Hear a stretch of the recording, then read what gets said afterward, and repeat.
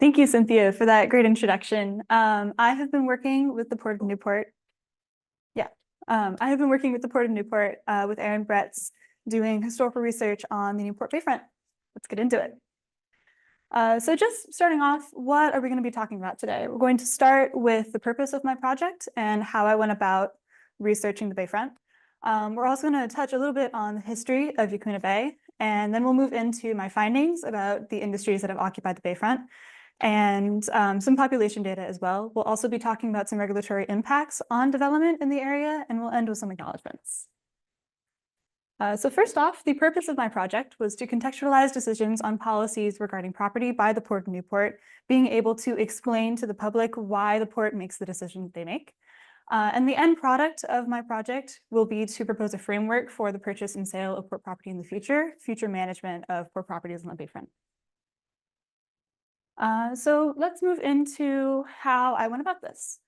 I started off by analyzing historical photos and used them to determine the property usage through time. They are a great way to see what industries have occupied what property areas on the Bayfront. And I've primarily done this using Oregon Digital and their online archives and through the Lincoln County Research Library. I have also been using online GIS tools through the Lincoln County Clerk's Office. And this is a great way to see exactly who owned what property when and when it was sold, when it was purchased.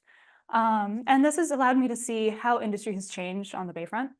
And moving on, I will be using using GIS maps and property deeds to create a timeline of property history on the Bayfront to get a more clear understanding.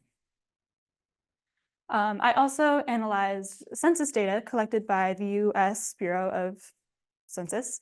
And I looked at what kind of jobs people had and whether or not they owned or rented their homes, because that's a great indication of how the local economy is doing. The two graphs you see, the older censuses didn't group occupations like they do now into categories, which you can see on the bottom. So I went through and I grouped those categories and then created graphs to see what kind of areas of employment people were in. And then I also created pie charts on whether or not people owned or rented their homes for each decade.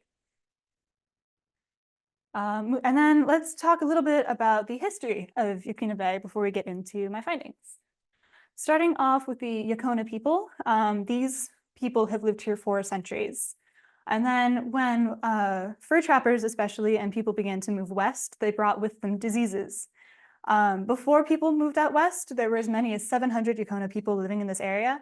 However, once Europeans began to move here, they brought with them the diseases, and that wiped out many of the people living here already. There was also a massacre that occurred. Members of the Hudson Bay Company wanted to get revenge for two of their members who had been killed and wrongfully massacred many of the remaining Yacona people. And many of the people who survived both of those, unfortunately, were victims of forest fires in the area. The Yacona people were forcibly removed from their ancestral lands and moved to the Silence Reservation in 1855 and were forced to give up their lands. A little bit more recent history. The Yaquina Bay area was settled by Europeans in the 1850s. People started moving their families out here, especially for fur trapping and for logging. And then in the 1880s, construction of the railway from Corvallis to Toledo brought goods and more people to Newport and started to boost the tourism economy here.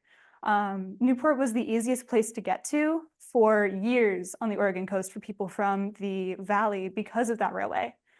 And as more people came to the area, Newport eventually got its name in 1866 and was incorporated as an official town in 1882. In the 1920s, construction began on the Coast Highway, which opened up much more of the coast to visitors traveling by car. And then in 1936, Yaquina Bay Bridge was built, and that fully opened up the entirety of the coast to travelers. So people were no longer exclusively coming to Newport. They could go anywhere on the coast, but Newport was still a big tourist destination. And then in the 1950s and the 1960s, many sawmills in the area began to close down, and many people who were employed in the logging industry began to move out and more into Toledo and other areas of Oregon. And for those of you who don't know, the Newport Bayfront, it's the heart of the Old Town District here in Newport. It's also home to the Oregon's largest commercial fishing fleet who go in and out of the port every single day. There are lots of shops, restaurants, galleries, and things like that, lots of tourist attractions. And it's a great example of a working waterfront and a tourist destination all in one area. So there can be a little bit of traffic. So here we go. So let's move into the industries of the Bayfront and what has occupied what property when. Starting in the 1890s and 1900s, fishing and fish processing was the largest industry, and it will remain the largest industry on the Bayfront up until present day. There was also lots of logging and transportation of goods along in this area. There was also lots of warehousing going on the Bayfront to store the fish products and the logging products. This was the heart of Newport at the time, so there were lots of shops, both a couple tourist shops and mostly things like groceries and things like that for the local people who were living here. There was some residential housing on the Bayfront, as well as some hotels catering to the tourists. And there's a newspaper publisher, which you can see the photo on the top from 1895. Moving into the 1900s, logging is still big, building up Newport and other towns. You also have the Newport Transfer Company, which sold mostly wood and hay to local people. You have the Electric Wiring Company as well, who were primarily putting up telephone poles following the invention of the telephone.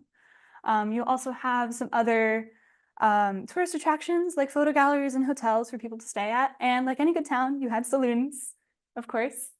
The two images up on the top, the one on the left is one I took Friday, and it's right next to one in roughly the same spot taken in 1900. And there'll be a couple more comparisons like that. And then in the 1910s, logging is still going strong. Newport Transfer Company is still around, electric wiring, pretty much the same industries occupying the Bayfront at this time. But the Bayfront is really beginning to develop more. You see there's now like full wooden planks on the road where it used to just be dirt and puddles. And lots more people, taller buildings as well, you can see at this time, with more money coming into Newport. In the 1920s, you have fishing and logging, but now you also have the Abbey Hotel that's been founded. That is the largest hotel that has occupied the Bayfront until it burned in 1968. There's also a laundry store doing people's laundry for them. You have restaurants, and now you also have the Newport Garage Company, which fixes the newfangled automobiles that you can see turning up. And there's also the Central Bank, which now is home to the Boba Shop, Jumbo, and Bow Wow Meow. But that used to be the bank for a long time. Now, in the 1930s, you have marine supply stores popping up as well to cater to commercial fishing ships that you see on the panorama at the top, as well as large cargo ships that were moving goods in and out of Newport. Abbey Hotel is still there. You have barbershops, Dizzy Derby, which is rollerblading, an auto garage and gas station, and a concrete plant helping to build up Newport and pave some roads. Now in the 1940s, you can see like specifically like names of businesses in these photos now because the names are now being put up on the buildings. And so you have the Yaquina Bay Fish Company and Columbia River Packers doing fish processing, as well as some more marine supply. Logging is still going strong, but beginning to be on its way out. You have a coal, sand, and gravel sales place selling those items to help with construction of the town. There's a barbershop, there's a confectionery, which is one of the first like dedicated tourist shops you can see on the Bayfront. Moving into the 1950s, get a recolored photo, not even black and white. You still have fishing. Logging is on its way out now. Many sawmills are closing, so logging isn't quite as big a thing as it once was here. You have more hotels popping up, like the Bayside Hotel, not just the Abbey. And you have like machine service and repair, which are doing not just cars, but also like refrigerators and things in people's homes. And shipping is also a big thing at this time. In the 1960s, you still have fish and fish processing, and now you have some like restaurants that are still around, like Moe's.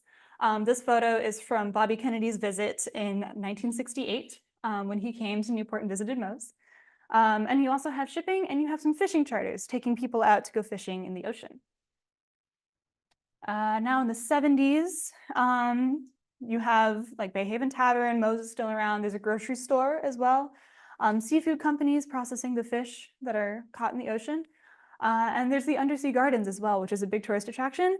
Fun fact, if you look it up on Google Maps, it's still there, but it no longer exists. And now in the 80s, these are great photos showing the bank and now the boba shop. But in the 80s, you still have the fishing and you have seafood restaurants that are sourcing directly from the local fishermen.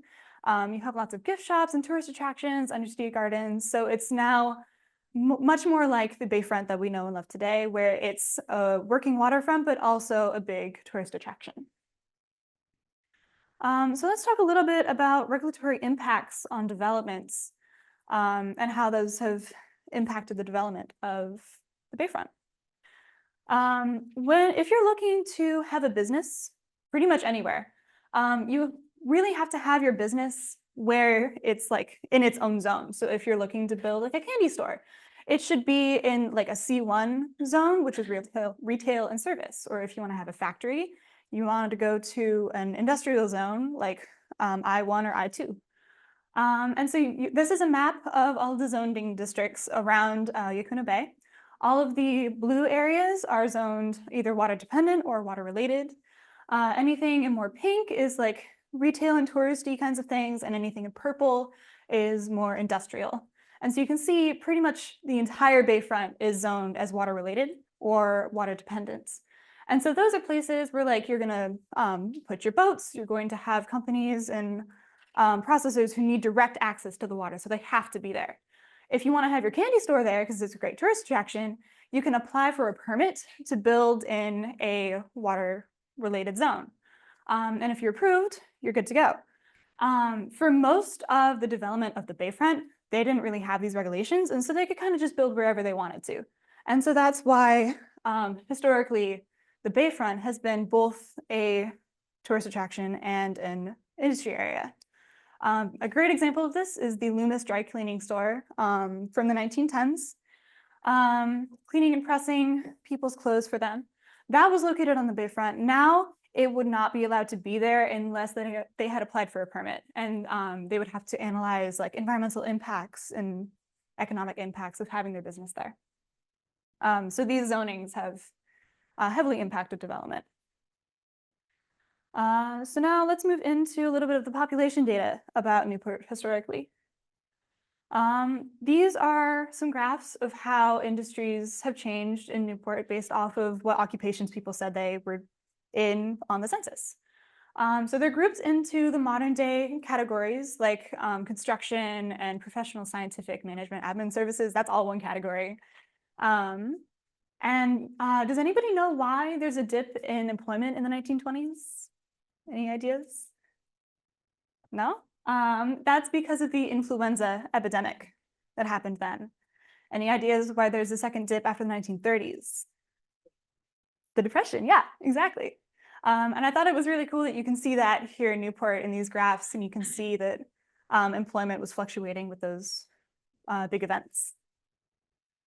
And then this is a graph showing home ownership over time in Newport, whether or not people owned or rented their homes. And you can see those dips in the 1920s and after the 1930s as well, following the Depression especially. I am only 6 weeks into my career program. I had to leave for a little bit, but I came back. So I still have another 4 weeks ahead of me. So what am I going to be doing next? First up is to create a timeline of property ownership for each individual property on the bayfront. I'll also be continuing to collect census data from 1960 on through today. Due to the 70-year, sorry, there's a dog. Due to the 70-year privacy laws around the censuses, the Census Bureau will withhold all of the data that they collect. So you can't like look up your ex's name in the census and see where they are now. So they wait 70 years and then they release it. So anything like 1960 on, don't really have access to, so I'm still working on that. I'm also going to be using the data to create the framework for the Port of Newport to help inform their decisions in the future. And I'll be creating maps based on the old photos to show development over time to make it a little bit more accessible to people. So I would like to thank the Port of Newport for this amazing opportunity, and Oregon State MACO as well, Cynthia Leonard, Erin Bretz, the Port of Newport, for being an amazing mentor, and Megan Miller-Morgan from the Lincoln County Historical Society for helping me navigate my way through all of the historical records. Thank you, guys.